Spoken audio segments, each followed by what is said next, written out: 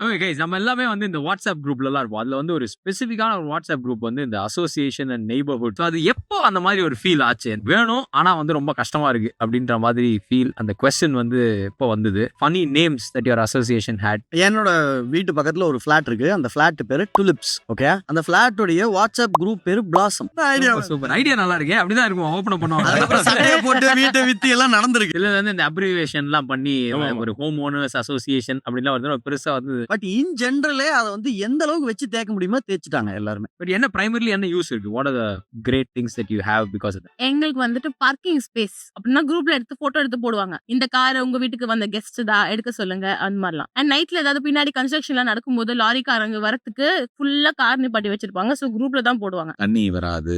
இந்த மாதிரியான இன்ஃபர்மேஷன் தான் வரும் அதுல ப்ரிடாமினன்ட்டா. அது எல்லாமே வந்து ஹெல்ப்ஃபுல்லா தான் இருக்கு. பட் பெரிய இதுல தான் வந்து அதுல என்டர்டெயின்மெண்ட் வேல்யூ ஜாஸ்தியா இருக்கும். ஏன்னா, I haven't seen a single day pass on without fighting. ஏதாவது ஒண்ணு ஃபைட் போவோம்.